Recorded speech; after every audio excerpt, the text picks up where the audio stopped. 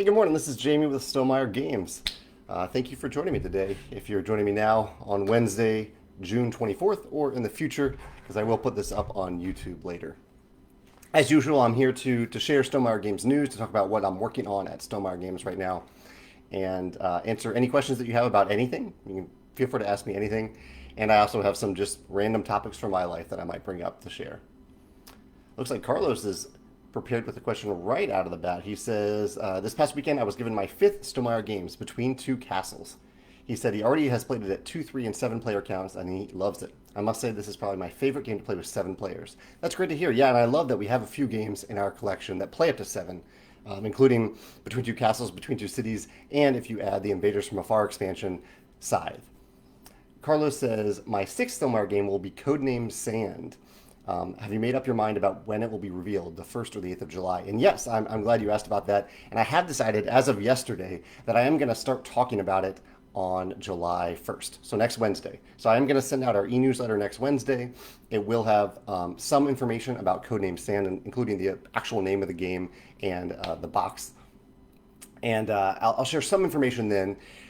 It is July 4th weekend. That will be July 4th weekend in the U.S., so I'll probably just share a little bit of information, then come back after that weekend and start sharing all the design diary posts, both written by me, and I have a lot of content to share from the designer as well. I am not the designer of this game. So yeah, I'm really looking forward to sharing that with you. Miles says that he loves the art for Codename Sand. Has the artist done art for other games? And not that I'm aware of. No. This I can't even remember at this point where I found the artist. I think it was probably on ArtStation or someplace like that. I have revealed his name at this point. His name is Robert Leask. You can probably find his art online somewhere. Maybe even some art from the game. I'm not sure if he's put any art up there yet. He's supposed to wait till after we announce the game, but I wouldn't hold it against him if he wanted to share a little bit now. And I'm looking forward to also sharing the designer with you, who is also new. And I'll share that designer with you next week. Some people are asking about this, I think, because, again, on Instagram, I hinted at the game with some art from Robert earlier today. So there's 2 illustrations that I put up on my Instagram, Jamie Stegmeyer, today. So one thing I forgot to mention last week that Megan reminded me of, that was a big deal. I mentioned that our 12-month dating anniversary was last weekend, not this past weekend, but the weekend before that. But I forgot to mention what we did for it, which was a lot of fun. Basically, we used the theme of 12, since it was our 12-month anniversary, to buy 12 cupcakes from a local place called The Cup. And we also tried out a new vegetarian restaurant, or new to us vegetarian restaurant called Treehouse, and we ordered 12 dishes from this restaurant. Most of them were smaller dishes. There were a few entree-sized dishes, but most were like appetizers and a few desserts.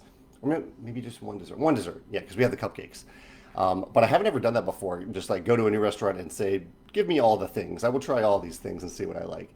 But it was a really delicious meal. If you are vegetarian, or even if you're not, I'd highly recommend checking out Treehouse in St. Louis.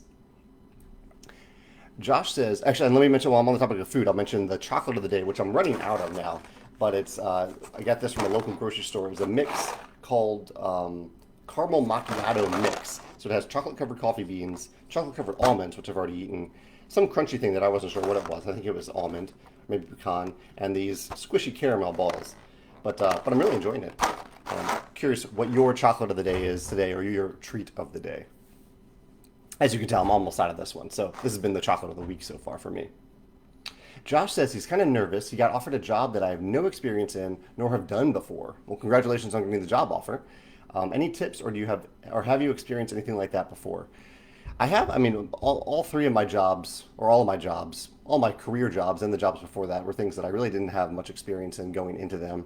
And I tried to ask a lot of questions and observe what other people were doing and follow their lead, kind of yield to the other people. But also one thing that I value in anyone, employees, like Joe, our other full-time employee, he is new to this too. He has done little pieces of what he does at Stonemaier Games, but a lot of it was new to him.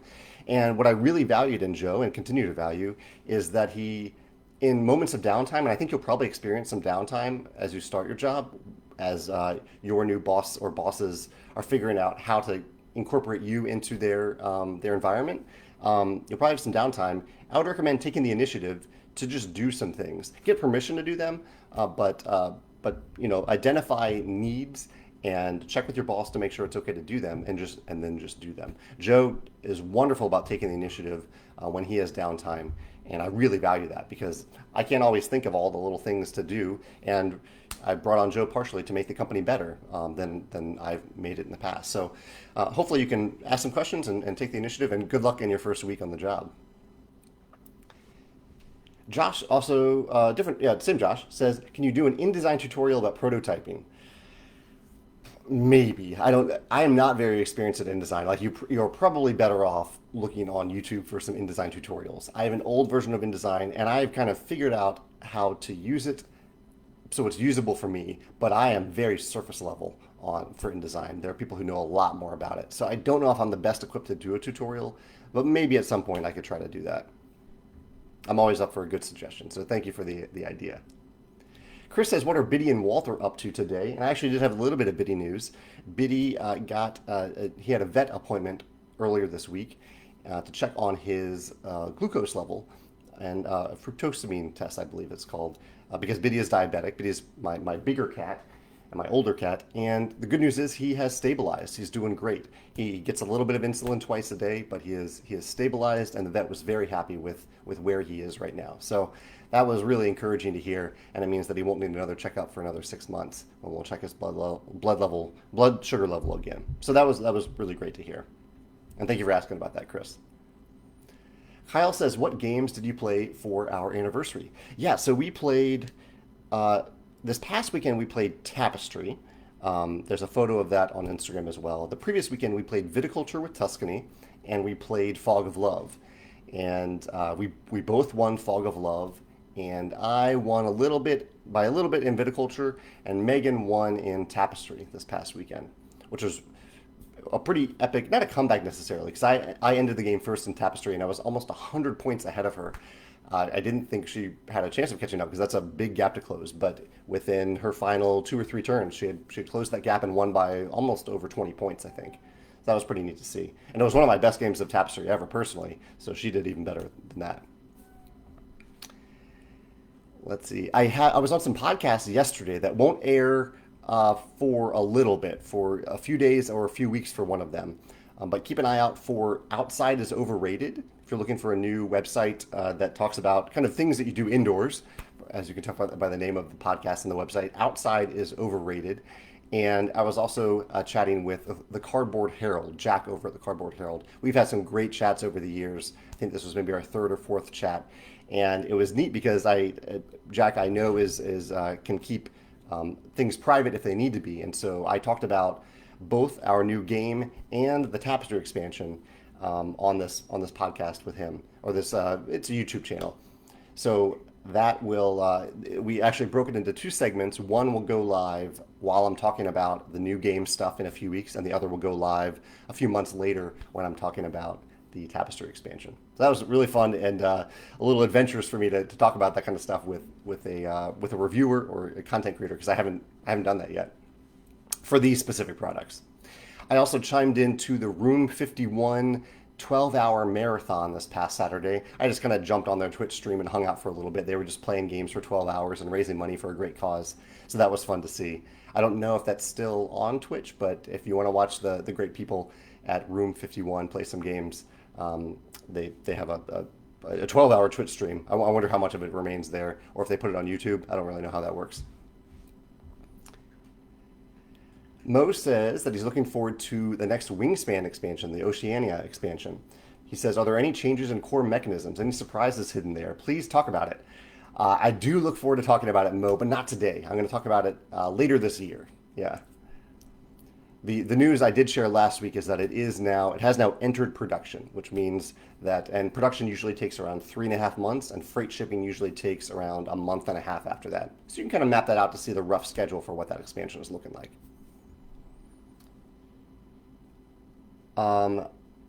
Pedro says that there's a question about what Codename Sand is, but I'm not really talking about that yet either. You'll find out next week. Wait 1 more week and you'll find out what Codename Sand is. Although I guess I can answer this because this has been real. Maxime asked, is Codename Sand the Breath of the Wild inspired game. And I am designing the Breath of the Wild inspired game. Project Sand is not designed by me. So you can infer there that Codename Sand is not the Breath of the Wild inspired game. Pedro says, "Have I played Paper Roll and Write?" And no, I have not played that. Do you recommend it? I haven't heard of that game actually at all. I did back some Kickstarters recently. Talked about a bunch of them last week, but very recently, yesterday, I backed Role Player Adventures, which looks awesome and epic and super, super cool. I am really excited about playing Role Player Adventures. I love Role Player, the core game. This is a different game, but it's in that universe and it uses dice mechanisms. So I'm really looking forward to that. So Role Player Adventures. I backed Dice Miner at the last minute because I realized that it's probably right up my alley. Dice Miner is a push your luck custom game with custom dice and dice drafting, right up my alley. And I also am supporting the 2021 board game Mosaic calendar, which is on Kickstarter now. I'm not sure if it's quite funded yet. Let's see how it's doing. Hasn't quite funded yet, but it is very, very close. And it features one of our game, features Wingspan in it. And I think there's probably a photo of it somewhere in there. In fact, might be a video of Katya creating the Wingspan art for it. She uses meeples from a variety of games to create board game art, and she has compiled this into a calendar that I'm looking forward to putting on my wall very soon. Or let's see how soon it will be. November 2020, so it'll be a 2021 calendar. What are you backing on Kickstarter lately? Are you excited about anything that's currently live? What else have I played or talked about recently? Father's Day was this past weekend, so we hopped on a Zoom call with my parents and Megan's parents and my sister and Megan's brother and his fiance. It was a nice little Zoom call to bring in the dads and talk about dad stuff. And I hope if you celebrate Father's Day, I'm not sure, is Father's Day a worldwide holiday or is that just a U.S. thing? But I hope you had the chance to celebrate your dad, if you do celebrate Father's Day, and if you did this past weekend. Oh, tonight I'm going to play, I mentioned games that I already played recently. Tonight I'm going to play a new game for the first time on Board Game Arena. I'm going to play Expedition Northwest Passage. I love kind of racing games with a strong Euro element, and so I'm very curious about this game. I know very little about it, but from what I've seen, I'm very curious about it. Looks like Tim played Tuscany for the first time on Father's Day, and he says he also played Euphoria with Ignorance is Bliss, and he plans on doing more with this game. We don't have any plans, no. It took a long time for us to figure out even what to do to expand Euphoria, and I really like how Ignorance is Bliss turned out. But it did feel somewhat like a conclusion to the Euphoria series, so I don't know. Maybe we'll do something else in that world at some point, but we don't have any plans for any expansions to Euphoria at this point.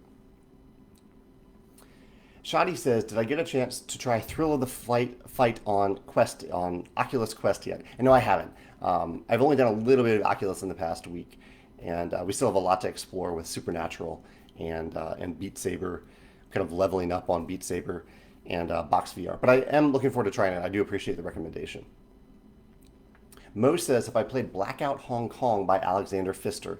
I haven't. I love Alexander Pfister's work, but it is one of the few games of his that I haven't actually gotten to play yet, so I haven't played it. Nathan says, "I know you're a big Survivor fan. Have you ever watched The Amazing Race? I'm currently watching the season of The Amazing Race with Boston Rob." I think I actually did watch that season because I know Boston Rob from Survivor. Not personally, just from watching the show. And so I think I did watch that season. And I watched a season a while ago. So I don't know how long you've watched it, but I studied abroad in Japan. And when I was there, I became good friends with there were a few different friends. One was named Tammy. And Tammy showed up on The Amazing Race a few years later with her brother. I don't know what season it was. I have no idea what season it was. But when I found out that she was on it, I tuned into that season and watched it. And Tammy and her brother won The Amazing Race that season, which was awesome to see. So you'd have to go back to probably 2002 or 3 or 4, maybe a little bit later, somewhere before 2005, I think for sure. Tammy and her brother were on The Amazing Race and won it. So I watched that season, but I haven't really watched much of it since. I prefer Survivor.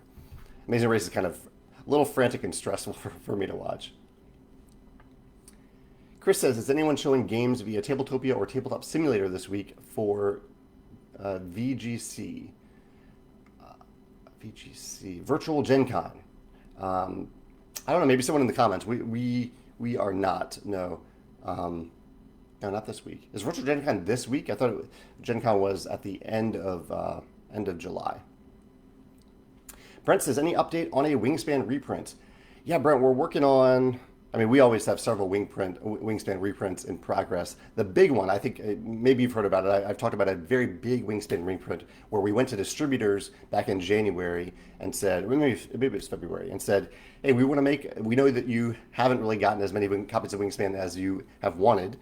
So let us know what you want and we will make it for you. And so we got a bunch of big numbers from distributors. We didn't ask them for any money up front. We just made the games for them, and they are currently being shipped to those distributors and should arrive, depending on the distributor, the exact location, the timing. They should start to arrive at those distributors in early to mid-July, and then they'll get it out to their retailers soon afterwards. As for the incoming copies for Stonemaier Games, if you pre-ordered for us for July delivery, those games are also incoming. I think they're due to arrive next week. That might be a little optimistic, but it will then take several weeks to ship them because we have our fulfillment center has limitations, as they always do, but even more limitations right now, and they have a lot of copies to ship. So if you order from Stonemaier Games for that pre-order, you will get it sometime in July, but definitely not on like July 1st at midnight. It'll be a few weeks into July.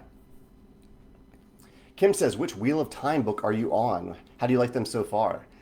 Yeah, so for those who are following along, thanks to many people who watch this weekly show, people kept recommending the Wheel of Time series to me, so I am currently actively reading it. And I am at the end of book 3.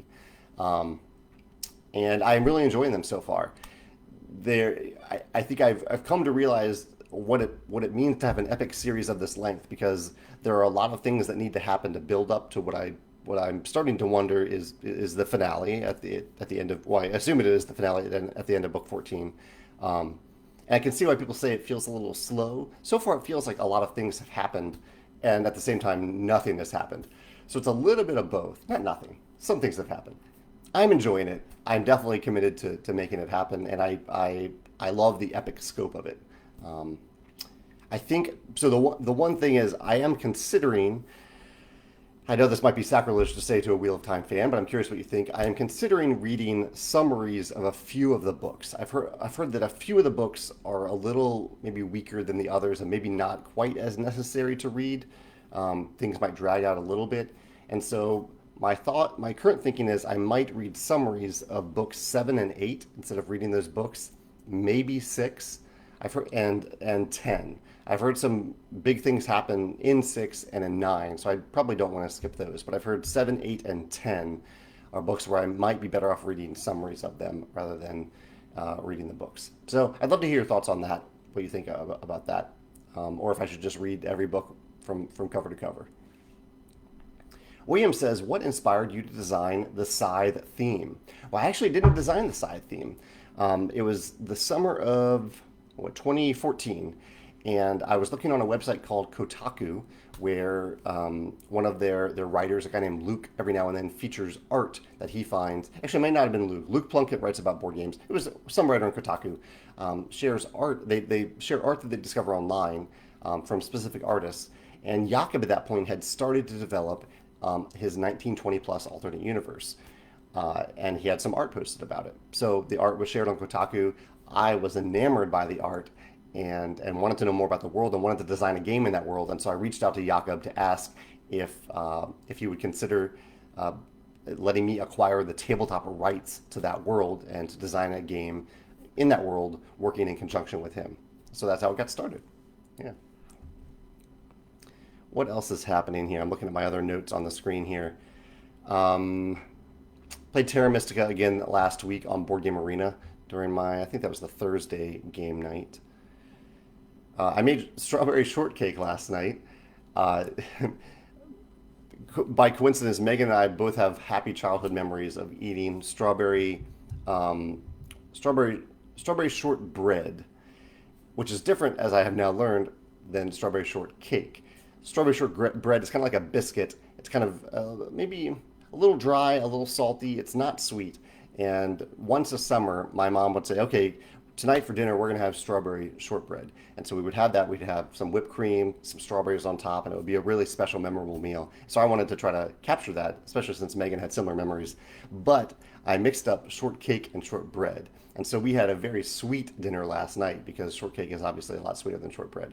But I'm curious if you had strawberry shortcake or shortbread as a kid. Did you have shortcake, which is sweet, or did you have shortbread, which is more like a biscuit? It's not sweet. I think both are perfectly fine. It's just I made the one that doesn't necessarily coincide with what I had as a kid. Derek says that he started watching Dark on Netflix, which is great. Yeah, I'm really looking forward to season 3, which may have gone live this past week, or if it's no, it's this coming weekend. Season 3, the final season comes out, so we're really looking forward to that. Joseph says, any news on viticulture on Steam? It really should have been live at this point. From what I understand, Steam is holding it up for some reason. I don't know why. But I know that Digidice is doing their best to get it on Steam as fast as possible. I don't know why it's taking so long. Maybe I'll check with them after this podcast and see what they say. Derek says his daughter wanted to know how I came to name the game Scythe. For any game, I brainstorm a bunch of different names. And for Scythe, I love the idea that the word scythe is both or what a scythe is both an instrument for farming and it can be an instrument for war. And so I thought that was the perfect word that combines two core elements of Scythe, the world of Scythe. Brian says, thank you for your Black Lives Matter statement and declaration of action. I added the words declaration of action. Brian says, thank you for your Black Lives Matter statement and excited for Codename Sand. And that's great to hear. Thank you, Brian. Yeah, I've really enjoyed taking action, being actively reaching out to a number of Black, Indigenous, and people of color creators in the industry, large and small audiences, and helping them in a number of different ways, and just kind of learning from them and talking to them and seeing how I can help. Yeah, that's been really gratifying to do over the last few weeks. Chad says, it seems like you have a cap on how many games you want to develop each year. It's probably because that's how you can what you can handle for now. Do you have plans to somehow increase the number of games you can develop each year? And no, it's a good question. We've talked about it internally, but we really like kind of the ticket to ride method of releasing games, the Days of Wonder method of releasing games, of putting all of our time and energy and effort and marketing focus, shining the spotlight on only 1 or 2 new games each year so that those games get the attention they deserve. We don't ever want to be a company that publishes a dozen games every year in the hopes that one of them gets noticed by people. We really want to show how much love and care and time and resources we put into each of our games, and that takes time. It means that we need to stagger them and spread them out. So yeah, I think we'll continue down this current path. Nathan says, what kind of budget do you put into the art for your games? It really depends on the game. You could probably see from our games that we put art on pretty much everything, unique art on pretty much everything. Usually hundreds of pieces of illustrations. I would say a typical art budget for us is around $25,000, somewhere around there. Somewhere between 20 and 30. Can be higher, can be a little bit lower, but usually not much lower than that. Nico says, will you ever post videos of me playing games? I'd love to see you as a guest on game night on Board Game Geek. Yeah, I actually did appear on their channel via Zoom to play Rolling Realms about a month ago, but they hosted it. I don't really have the camera set up to just play games live on camera because I use a webcam. This is all I have. It's a webcam attached to my desktop, so I don't really have a setup for showing people that I'm actively playing a game. The closest I've come is to play Rolling Realms live, which I kind of just point my camera down at my table and play it. John says, do I have any tips for Wingspan for getting people? Any tips for Wingspan for people who have a hard time getting an engine going in that game? The easiest tip I have there is for people to play when activated, the brown power cards, the when activated cards, to play them first. It can be tempting to play some of the other cards first, but it's those cards that inherently build your engine. They make your engine better.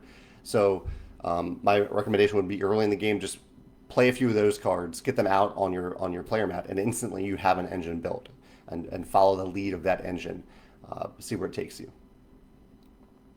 Cody says, when you're coming up with a new game idea, do I start with a theme and design around the theme, or the mechanisms and figure out what theme would fit? Cody, I've had both. I have a bunch of, I basically have a big list on a list making app called Trello, and it's a mix of themes and mechanisms.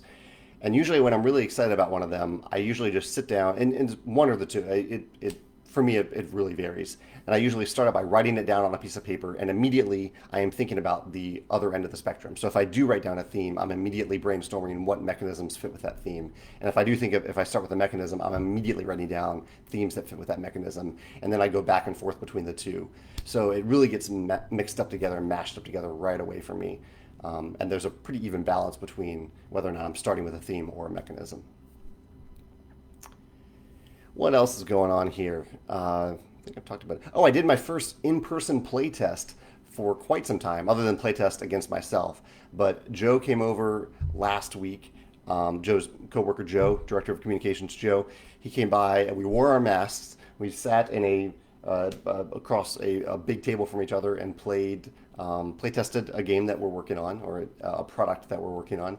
And it was the first time that I've done that in person for a long time. And it worked. I think it worked. He's been very good at self-isolating. We've been very good at self-isolating. So I think it was a responsible decision. But it was so much better than using online platforms to playtest on. It is very difficult for me to do that. I can't really capture that feeling of playtesting online that I get when I play in person, and the things that I can pay attention to in person. So it was really nice to be able to do that for the first time in a long time.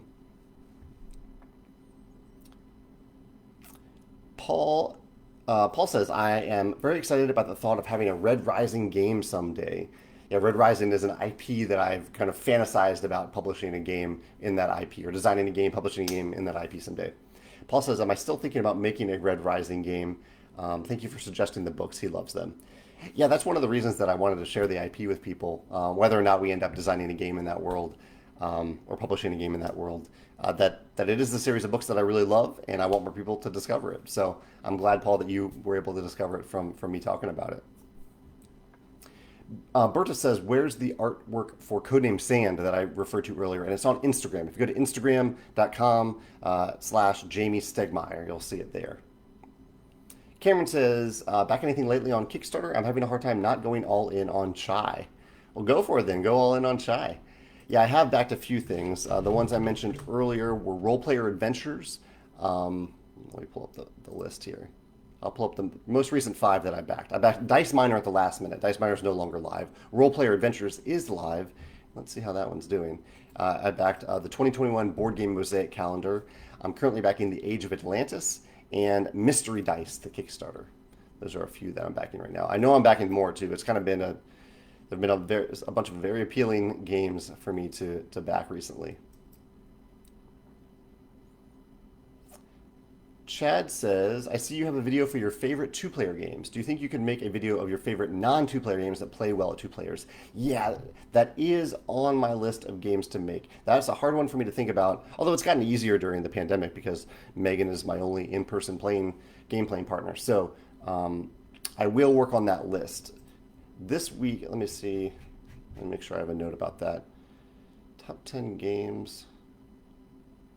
Just in case, I thought I had it on this list, but just in case I don't.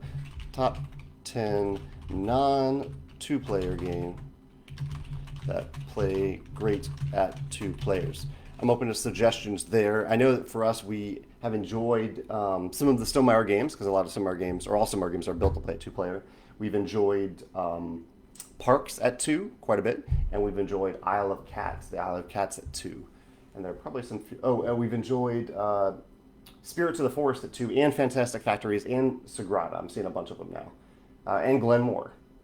I don't know if they'd all make the list. They probably would. But we do gravitate towards those games when we're looking for a 2-player game that also plays more players. Bert, I don't think you need to join Instagram to see the Instagram post. Instagram kind of makes it look that way, but I think if you click around whatever comes up when you go to instagram.com/Jamie Stegmaier, you can click around it just to see what I posted. Don says his family is playtesting Role Player right now, and it's awesome. That's great to hear. I am really excited about that game. Lucky that you're playtesting it. That's really cool. Carlos says best game to bridge video gamers to board games. Ooh, that's a good question. To bridge video gamers to board games. One, I'll say I think they do a really good job because it was designed for this purpose. Was Mechs versus Minions. That came from the folks who run League of Legends, and so they were trying to bring video gamers into the board game hobby, and they have an excellent tutorial that that is kind of catered toward video gamers who aren't used to having to read a manual before they play the video game. So Mechs vs. Minions, I think, does an excellent job at that. Joshua says, when designing a game, do you usually yeah. Sorry, Joshua. I think I answered that maybe from somebody else, but just a few minutes ago. I'm catching up on questions now. Francisco says, did I back Canvas? Yeah, that one's no longer live, but I backed Canvas on day one. That game looks awesome. Raphael mentioned Merchants of the Dark Road, which I'm also backing that one. Richard says, greetings from the UK. His wife and I'll read it from his perspective. Me and my wife love playing Charterstone, Wingspan, and Viticulture. We mostly only play games at 2-player count, which is the next Stonemaier game we should try that scales well at 2 players. Well, one little fun fact about Stonemaier is that most of our early playtesting only happens at 2 players. So all of our games are definitely designed for 2 players, and even kind of designed from the ground up for 2 players. So I'll stand by any of our games for the 2-player player count. The only slight exceptions are maybe Between Two Castles and Between Two Cities. They do have very solid 2-player variants, but they really are built for 3 to 7 players. So if you already have Charterstone, Wingspan, and Viticulture, those are all really good at 2 players, I have to say. What will be the next one? Euphoria does play well at 2, especially with the Ignorance is Bliss expansion. It does some things to make it a little better at 2. That's maybe one that we designed for 2, but it does actually get better at higher player counts because of the amount of worker bumping that happens. Tapestry actually works really well at 2.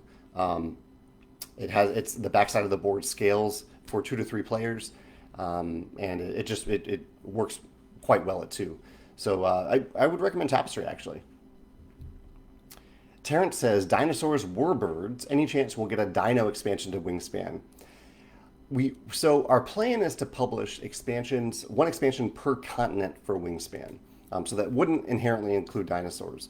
But I am hoping, and it's totally up to Elizabeth, but I am hoping that we'll publish promo packs that veer away from that model a little bit. Not full expansions, but little promo packs. A little promo pack that might have some flying dinosaurs.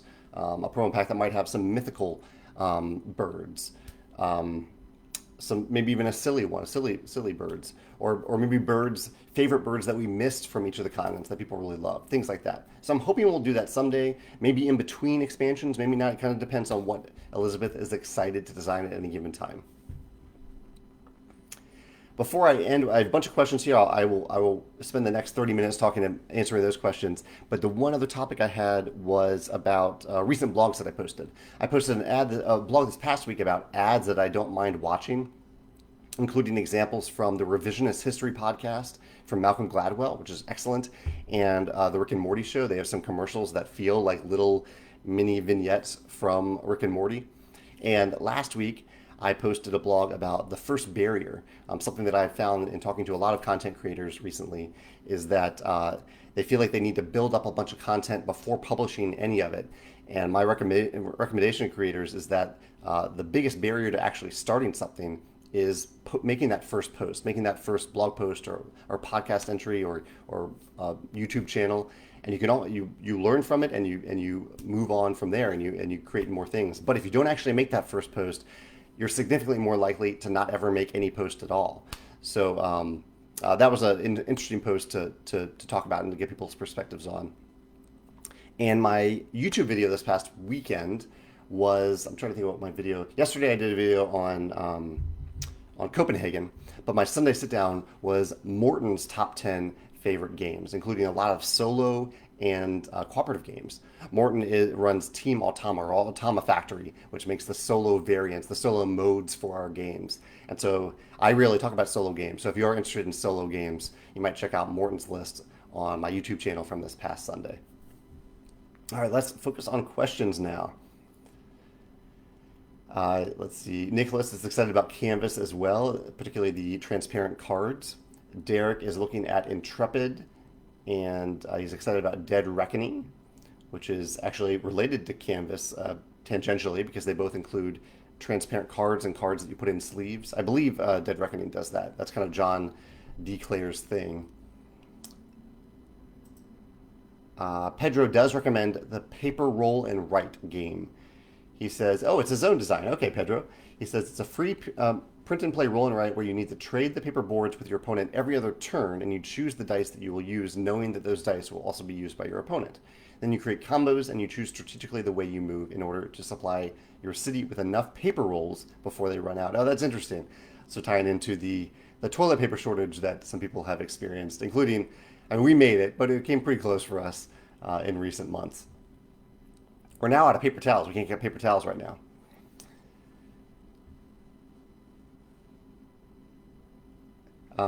Joshua says, have I done a top 10 unknown or underrated games? If not, can you think of one now? I have done a video about that, Josh. I didn't talk about it in terms of underrated, I don't think. I think I talked about it in like Board Game Geek, games that are under, have a rating of less than 1,000 or higher than 1,000 or higher than 2,000. I'm not sure how I phrased it. How did I phrase that? I don't know if anyone can remember this. Let me see if I can look it up real quick. And I can remember which games I put on the list. Because they are games that I am baffled that are not higher ranked because I think they're such great games. So it's hard for me to think of them off the top of my head because I think of them as top ranked games. Let's see if I can find, how can I find this? I'll search Board Game Geek on my channel and see if that can help find it. Okay, I do use the word underrated. Okay, my top 10 favorite underrated games. So these are games ranked between 900, or at the time of the filming, they were ranked between 900 and 2,000 on Board Game Geek. And those games, I'll just rattle them off for you real quick.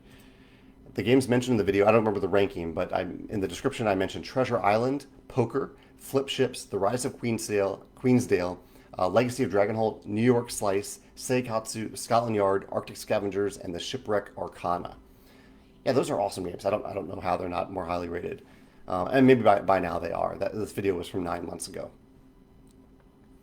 Tim is all in on Nemesis. We're still talking about Kickstarter here. He's tempted with the Terraforming Mars big box, and he's excited about Ascension Tactics. Let's see. Ali says, Scythe was an art-first concept. Art-first and world-first concept. What was the game design objective? What was your approach to gamifying the art?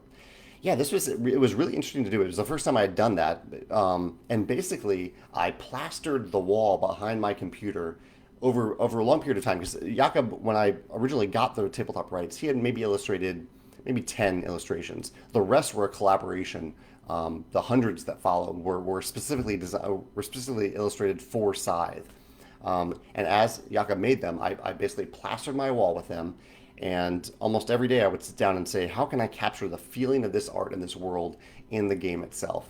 In this game that really had no foundation at first. I jumped around from a bunch of different ideas at first and tried some of them. Most of them did not work, and eventually came to some ideas that worked, and I honed those ideas. But yeah, it was me constantly looking at the art and saying, am I actually capturing this in the game? And one of the big things I discovered in doing that is Scythe originally was a lot more combat focused, which isn't the type of games that Stonemaier Games usually publishes. But I saw these giant mechs inside, and I thought, okay, this is a combat game. But I realized over time, looking at the art, that there actually is not a lot of combat actively happening in the art. The mechs are there; they're part of the landscape, part of the world for sure, as are the soldiers and different military aspects. But there's not actually a lot of fighting in the art. And so I realized this is not a game about fighting and combat. It's a game about the threat of fighting and combat, the possibility, and the weight of a past where this combat did happen and how people are dealing with it in the present. So the art kind of helped me realize that over time. Nathan has a prototype of Gloop on Tabletop Simulator that he's that for the virtual gaming con. So it's virtual gaming con this weekend. Someone clarified it. Olivia clarified it. Not virtual Gen Con. Carlos says, any suggestion about the best game? Oh, this is Carlos' question. Yeah, feel free to repeat your question if I missed it, but so far Facebook isn't skipping past questions today. My Mechs versus Minions was my answer for that question. Wayne says, just wondering if the new Tapestry expansion will add some extra tracks. Yeah, that's a great question, Wayne. I look forward to talking about that in another probably 1 or 2 months. Joshua says, if I like Wheel of Time, you should check out Brandon Sanderson and his works. Absolutely amazing. And I absolutely agree. Yeah, Brandon Sanderson is one of my favorite authors. One of the few authors that I have enough books that I actually wrote a top 10 list. So if you search for Jamie Stegmaier, top 10 favorite Brandon Sanderson books, you will see my blog post about it.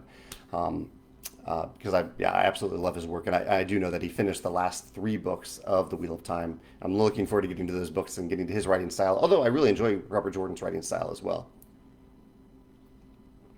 Hans has a similar question to Wayne. Will the Tapestry expansion add a new track? Yeah, we'll find out in a few months. Gustavo is backing Canvas. Canopy went live yesterday. Really beautiful looking game. Tiny Epic Pirates, Tiny Epic Dinosaurs. I think, what was the more recent one of those? Pirates was more recent, but maybe Dinosaurs hasn't delivered yet. Railroad Inc. Challenge. One that involves playing quarters off of fantasy coasters, and probably more that I'm not thinking of. So he says, so too many, maybe. Mackenzie says that she and Will love strawberry shortcake. Gerald says, if I tried the Shadow Empire, not the full Automa, in a 2-player game with Megan. Nope, when we play Tapestry, we just play it straight 2-player. We don't include the Shadow Empire that Morton designed. Chad says, ever consider making some kind of contest where the winner can join in on one of your virtual games on Tabletop Simulator or Tabletopia? Well, I don't typically play on either of those platforms. I do love them, but I don't play on them. I prefer Board Game Arena. But I have learned, Chad, I am open to playing during like my designated times for playing board games on those platforms. I'm really open to playing them with anybody. And I learned fairly early on that I don't want to make contests out of that kind of thing.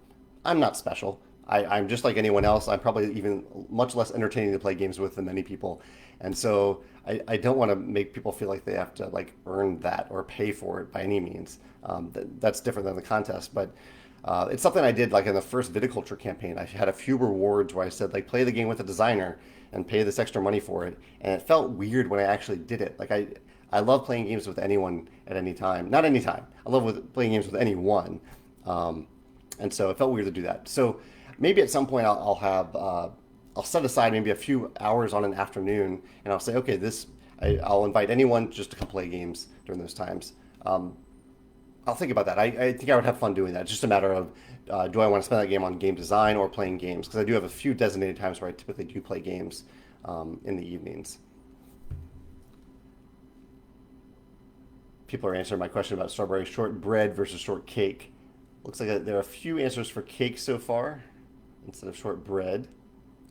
Gustavo says that he's been getting more into Board Game Arena and branching out from playing with the one friend I have on there. I'm looking forward to getting some of the bigger games on there.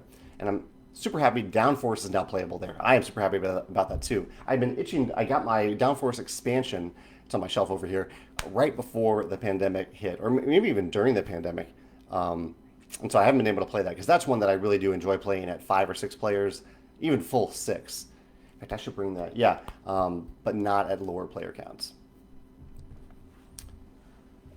Yeah, actually, that's your question. How many players do I usually play Downforce with? And usually it's 6. When we have 6 people and we have like 30 minutes, and people are itching for a slightly more meaty game that isn't too hard to play, we gravitate towards Downforce.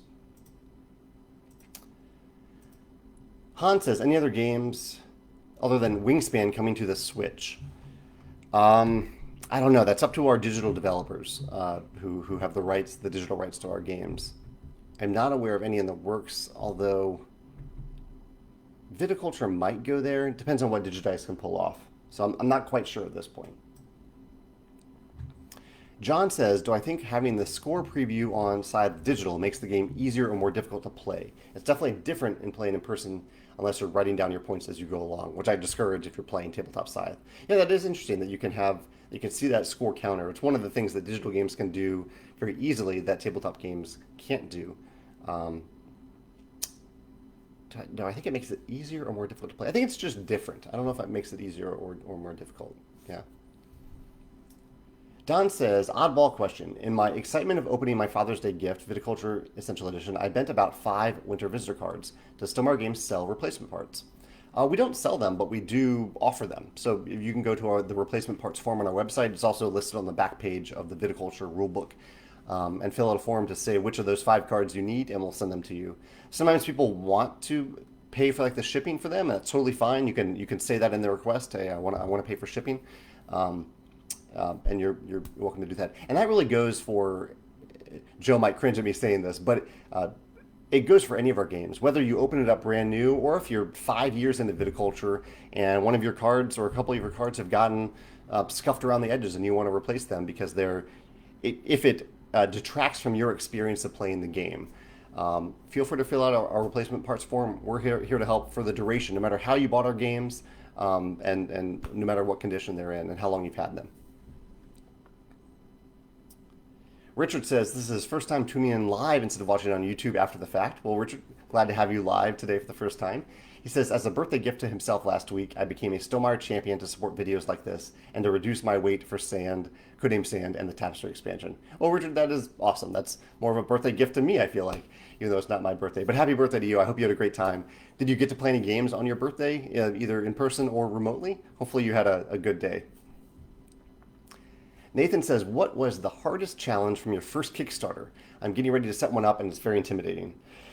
I'm not even sure. I mean, I had a lot of challenges in my first Kickstarter, Nathan. I don't even know if they are relevant at this day and age. This was back in 2012 with viticulture, and I was learning everything myself. This was before I had my Kickstarter lessons blog. There wasn't really content out there that talked to creators about how to run a Kickstarter campaign. And so hopefully you are familiar with my blog and you've read through that because that will set you up. It will help you avoid a lot of the mistakes that I made early on. But what was the hardest challenge? One thing, a kind of dumb thing I did during the first campaign is I didn't sleep very much. Every moment of my day, every spare moment was spent answering questions, replying to comments, and sending messages, which was good. It helped the success of the campaign. But I also got really sick right after the campaign ended. It's like my body knew, okay, hold on a little bit longer, and then I got really sick. I don't think you need to do that to your body, your physicality, your mentality as you run the campaign. You could do a good job and be there for your backers and not have to hurt yourself by doing so. So get some sleep. It's worth getting some sleep. That was a big challenge for me.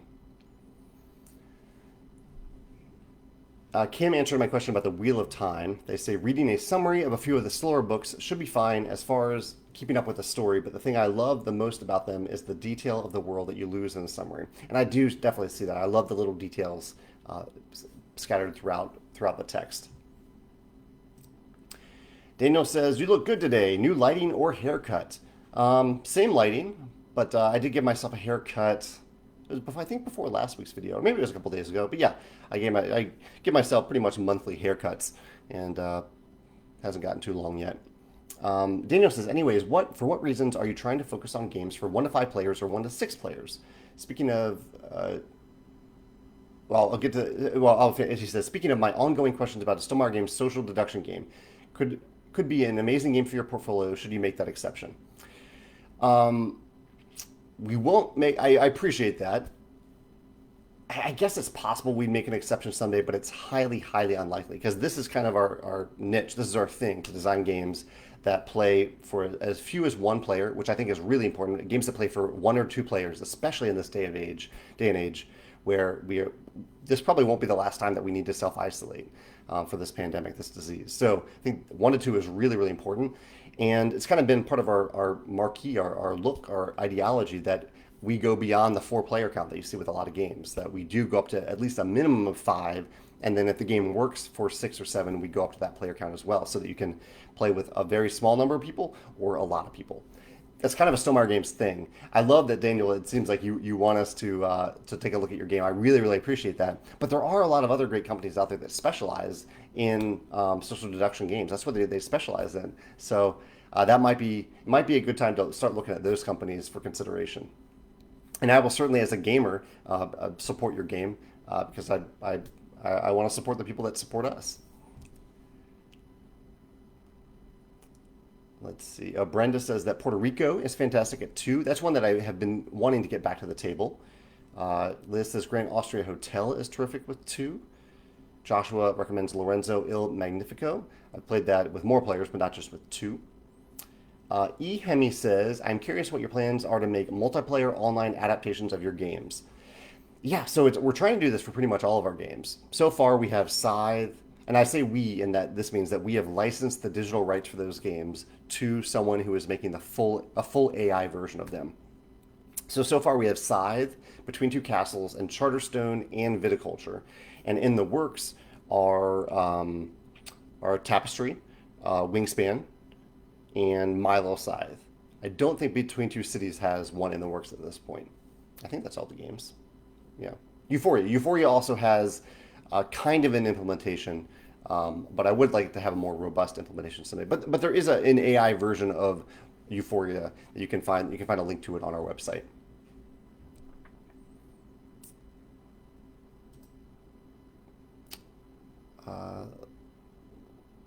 Let's see. Just scrolling down, looking for more questions here. Lisa says, if a video gamer... sorry, so there was a question there. Ivan has a question. I was doing some gardening today just to pass the time in quarantine and was wondering, do you have plans for another gardening game in the future, or will Viticulture be the only one? I'm trying to think if any of the upcoming games have gardening related to them at all. I don't think they are. Perhaps someday, but there are no gardening farming games currently in the works.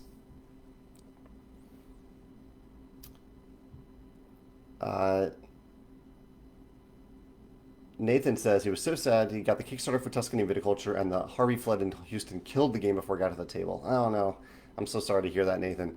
Especially given that it's something that we can't really ever replace. The original Tuscany is different than the version of Tuscany that we produce today. Tuscany Essential. Dan mentions that dragons are just big birds. This is calling back to my idea of having some, or not my idea, but what I was talking about of having some promo packs for Wingspan that venture into other flying creatures like bats or dragons, things like that. Lisa mentions Fox the Phoenix. Yeah, that was one that we've considered for like the mythical or fictional winged creatures. Carlos says, will there be a South American expansion for Wingspan? Yes, our plan is to do one expansion for every continent. South America is a continent, so that's definitely something that we hope to do someday. Cody says, back in 2014, you outlined 10 steps to design a board game. In this video, you cite several resources, podcasts, and such. What podcast, e-newsletters, and subscriptions do you consume nowadays in 2020? And Cody, I should mention, and you know this, that there's a much more recent version of that video too that I put out just a few months ago. So there's a much more recent video about how to design a tabletop game. What podcast, e-newsletters, and subscriptions do I consume today? A lot. Far too many to name. I think I probably subscribe to around 500 different podcasts, RSS feeds, and YouTube channels about board games and tabletop gaming. A few favorites that I listen to, like right now, I mentioned the Cardboard Herald earlier. I mentioned Room 51, it's a great podcast. Our Family Plays Games is a newer one that I've discovered. And I love the Co-op Cast. If you love co-op games, I think Co-op Cast is a great one to look at. Those are some big ones, yeah. Specifically for game design, the aggregators I've mentioned in the past are Cardboard, Edison. I think is a great resource that aggregates a bunch of different podcasts and blogs into one single source. So Cardboard Edison does that really well. And also the Ludology podcast, I think, is really good to listen to about board game design. Corey says, do I have any social media tips for marketing board games? Best platform? Corey, yeah, so my social media strategy is, well, it's all over the place, but it's largely about connecting with people about things that we share that we have a shared passion for, which happens to be board games. Not just my board games, but board games in general. So that's the method that I really like to use, just to connect with people about board games, tabletop games. And I use Twitter, Instagram, and Facebook. I love Facebook groups about specific games, so I really like that. You can see that all Stonemaier games have a game-specific Facebook group. Board Game Geek as well, I think, is a great social media platform that you pretty much need to be on if you're a board game creator. But I've also really enjoyed Instagram because it's It's so visual based, and it's very easy to follow people who love board games and just post about board games on Instagram, opposed to following someone on Facebook where people kind of post about all sorts of stuff. Uh, I yeah, I do pay attention to personal feeds on Facebook, but I'm much more interested in game specific content when I have my board game hat on. Antone says, do I have any recommendations for setting up an international core playtester group or finding professional international playtesters? There are some resources on our website. If you look at how to design a tabletop game on the Stonemaier Games website, there are some playtester for hire resources that you can look into. In addition to that, what I've done at Stonemaier Games is I basically have a place where people can sign up to volunteer for Stonemaier Games. And one of the ways that people volunteer for us through a paid, I pay the lead playtesters, but it is also a volunteer. They're signing up to do it is they come to us. So I think a starting point is to have some platform, some website that people can go to show you that they are excited about what you are creating. If you don't really have that kind of platform yet, you can create one. But if you also don't have much information about, like if you don't have a fan base yet, basically, I would recommend looking at some of those resources that I post in how to design a tabletop game.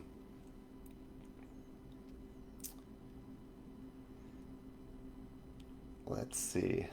I have a few more minutes for questions here. Joshua says, what component raises the cost of your designs the most? He lists wooden bits, dice, cardboard, minis. Actually, one of the surprising ones is the game board itself and the game box, the box of the game. They are surprisingly expensive. Big miniatures do add significantly to the cost, but not quite as much as you think. I mean, they're expensive, but fairly on the same level as the cost of the board and the box itself. Adding a fancy plastic insert does raise the cost quite a bit. Custom wooden bits, especially if they're silk screen printed, do add quite a bit to the cost. Dice it depends on the size of the dice, but dice don't add too much to the cost. Basically, I mean, pretty much anything in moderation can be fine, doesn't actually raise the cost all that much. But if you add a lot of one thing, if you have 5 custom dice, not a problem. If you need 50 custom dice, you're going to see a significant increase in the cost. Dylan says, I may have missed the information somewhere, but is Codename Sand one of your personal designs, or is it a game by another designer? I have revealed that it is a game from another designer. I will reveal that person's name next week. It is probably not someone that you've heard of. Simon says, are you up for game submissions, and if so, how? Currently we are closed to submissions, but we do still have our submissions page on our website, and I'd recommend that you check it out so you know the types of games that we're looking for and the process by which that you can send them to us, or there's a form that you fill out basically to see if your game is a good fit for us. But look on our website for the game submissions page. And thank you for considering us for your game, Simon. Mario says that Sanderson needs to get the 4th Stormlight Archive book out, and I think a release date has been announced. It's sometime in either November or December, but it is announced it is coming. Sanderson's pretty reliable about publishing his book series on a regular basis. Opposed to a few other authors that I think you know who I'm talking about. Chad says, if I could have one skill in the arts, what would you choose? I would choose to be really good at Photoshop. I am terrible at Photoshop. I even InDesign, which is kind of adjacent to Photoshop, I am very surface level. I would love to be able to do graphic design, basically, on a much better level than I can currently do it. I would still hire a graphic designer to do our games, but there's just so much that I don't know how to do, and I'd love to be able to do it. Yoa says, I've tried Oceans, a standalone game from the Evolution series, and for the first time this weekend, it's awesome. Have you tried it? No, I haven't tried it, but I have heard good things. I am curious to try it, probably when convention season is able to happen again in the future. Zach says, I saw Eggertspiel released a rulebook for Alma Mater the other day, and I believe they used some of the same artwork from Coimbra. What are your thoughts on using the same exact artwork in 2 separate games? If it makes sense thematically, I am fine with it. It's a debate that I've had a little bit with some of our games, some of our expansions. I think if it fits and if it makes sense, I'm all for it. In fact, I think we have done it once. For one of the Viticulture visitor expansions, we used some art from previous visitors. And I actually never heard anyone really complain about it. It wasn't a big problem, or wasn't a problem at all. So I think in the right circumstance, I am fine with it. If it seems like that it was an opportunity at a place where new art was needed and would make the game better, I would pay for the art. I would make the art, or have someone make the art. Tim says, your shirt looks interesting. Is it available? I'd love to wear something to show my love for Stonemaier games. And yes, it is. A Meeple Source sells these shirts. Really comfortable material. I love them. I have a bunch of them. Yeah, go to Meeple Source and they have the shirts. Mackenzie says that she'd love to see Scythe on Switch. That would be pretty awesome. It's possible that Asmodee Digital will get to it someday. I have heard that Asmodee has put out the iOS version, has released the iOS version of Scythe. So that's good news. It took a while, but I think they've got it finally. Haynes says, can I tell us how much the sales for Wingspan increased after being nominated for and winning the Kennerspiel? Would be interested in how much that helps. I can't say from that it really changed anything. I think it maybe brought some more visibility to the game. Perhaps there has been an impact in the long run, but Wingspan was doing just fine before the Kennerspiel and was doing just fine afterward. Really, the nice thing about the Kennerspiel is that Elizabeth got to go to Germany and got to show the world that female game designers are awesome, and that showed hopefully people around the world that anyone can design a game and do an amazing job at it. And so I love that what it's done for Elizabeth. I think that's been the main boost. Maybe in some way it's impacted sales, but not that I could tell. Wingspan has sold consistently well since its released in March of 2019.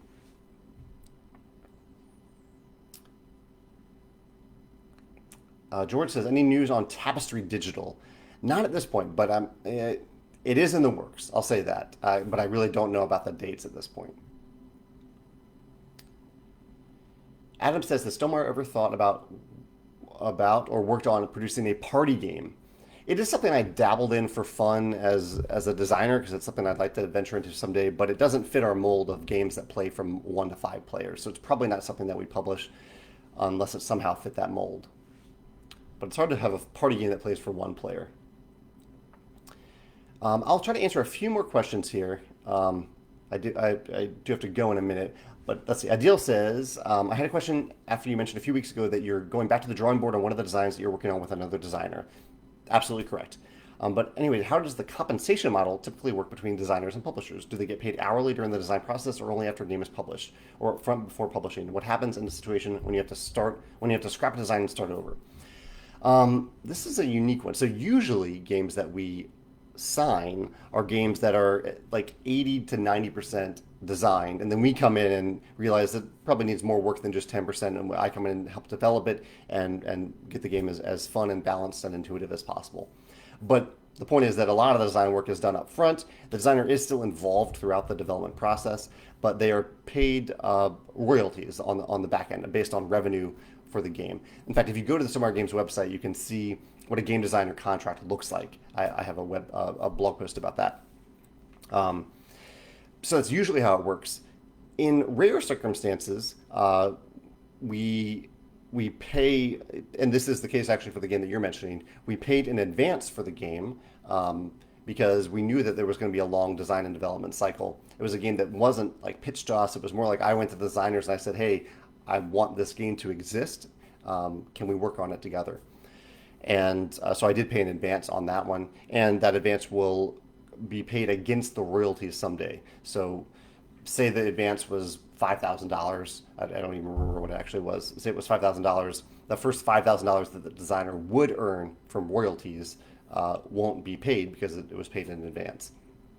Also, for the games that I design, I do not get paid a royalty. It's part of my job to design games, and so I don't get a royalty on those games. It just goes into the company, and I own a big chunk of the company, so I kind of, it all kind of works out without me getting a royalty. I'll just scroll down real quick and find other questions. Hans says, what viticulture app? Yeah, there's a new full digital port on iOS and Android, coming soon to Steam, but taking longer than we thought to get actually on Steam. It's from Digidiced.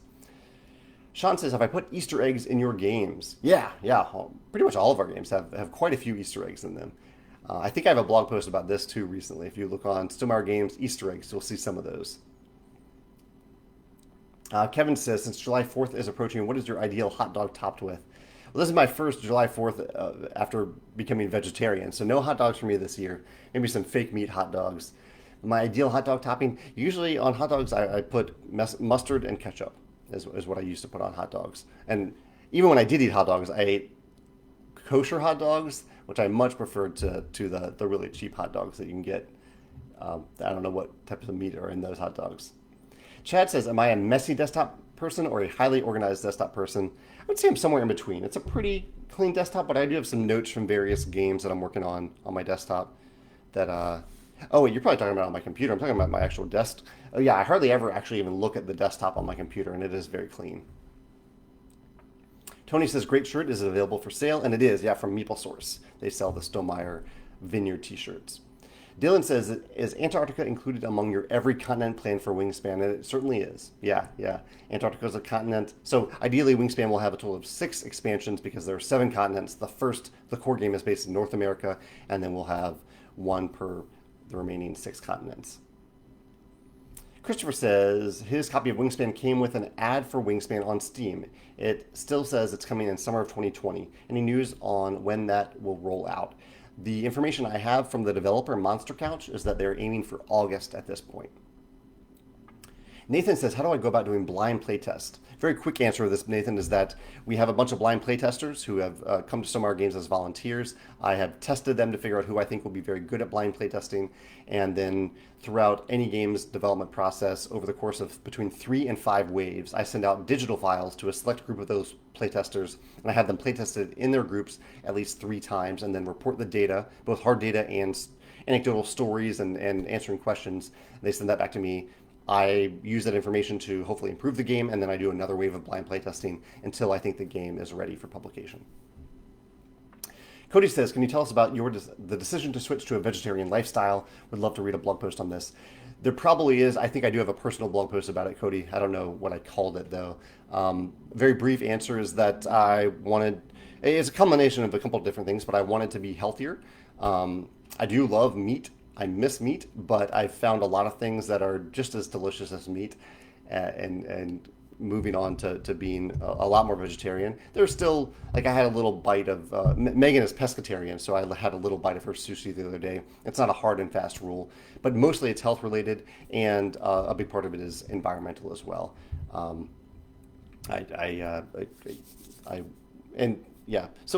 little environmental, a little bit about how animals are treated, but a lot of it, most of it is health related for me. Jason says, what is your go-to snack or beverage on game nights? I usually just have a glass of water, actually. So water is my go-to. I know that's not very exciting. Justin's here from Room 51. He says, my girlfriend mentioned how in viticulture she would like to be able to draw 2 purple order cards and pick one rather than just drawing the top one. How do I decide in a game when the draw 2, choose 1 method is needed? Yeah, so Justin, this is something that I've had to answer about a couple of our games because it is something I use in both Tapestry and Viticulture. And the key is the decision point. Do I want the decision point to be which card do I draw, or do I want the decision point to be I've got a bunch of cards, which one do I play and when do I play it?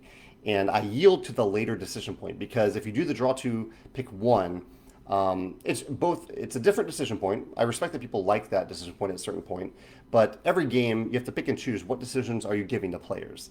And in Viticulture and in Tapestry, that's one of the decisions. The decision isn't which card do I draw, it's which card am I going to play and when am I going to play it. Also, it slows down the game a little bit. If you're having players always pick up 2 cards and decide between them and looking at all the other stuff they have going on and then putting down one of those cards, it can slow the game down.